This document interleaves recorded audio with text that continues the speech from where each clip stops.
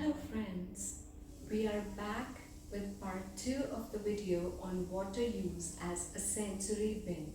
Last time we had discussed how putting objects in the water can displace it, but you can work in a similar manner to ask them to use a spoon, which is again a fine motor skill we can practice, to take out one block at a time.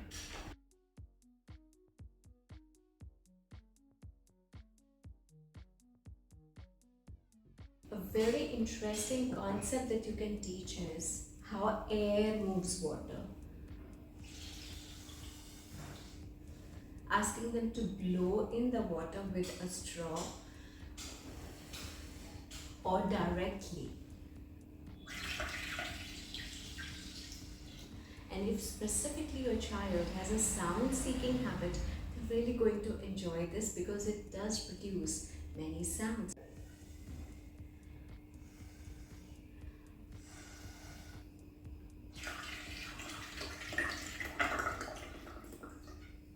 You might have used this kind of toy where you put balls and they roll down, but have you tried it with water?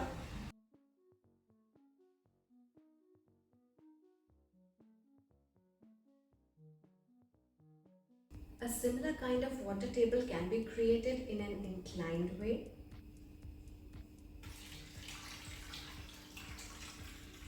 So they see how the surface gets wet. They can even learn the concept of how different objects react with water. For example, solid blocks. They go inside, they come out, and they can become dry, not really changed. If you try a sponge, you leave it there and it will absorb water, and later on you can squirt it out. In a similar manner, you try to use a cloth. It goes in the water and soaks some water. The water keeps leaking. Let it leak out. It might be fun watching it and listening to the sound, and later on squeeze it out of the cloth.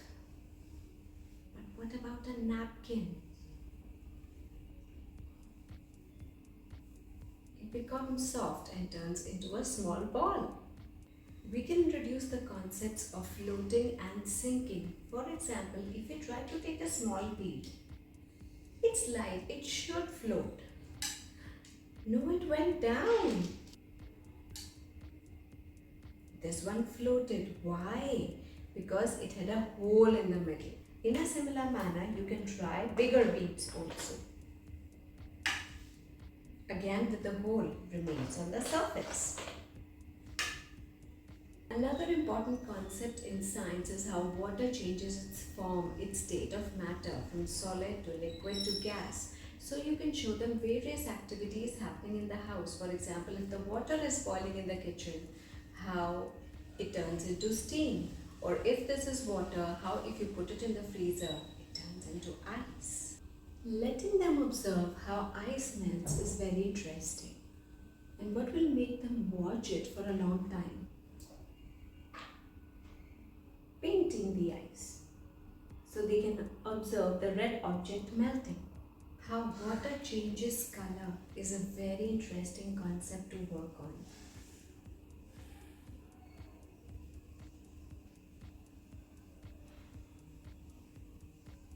And let them move the brush, and if they're comfortable with their finger, that is also good.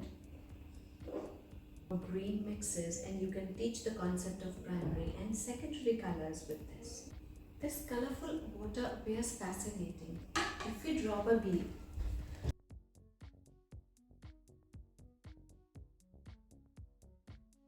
and lastly, sand appears interesting.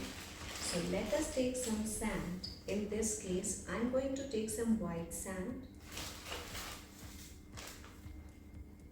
and pour some colorful water on it.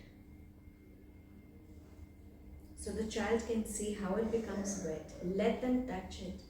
Let them try to spread it. Let them try to feel the texture and to also learn sensory exploration.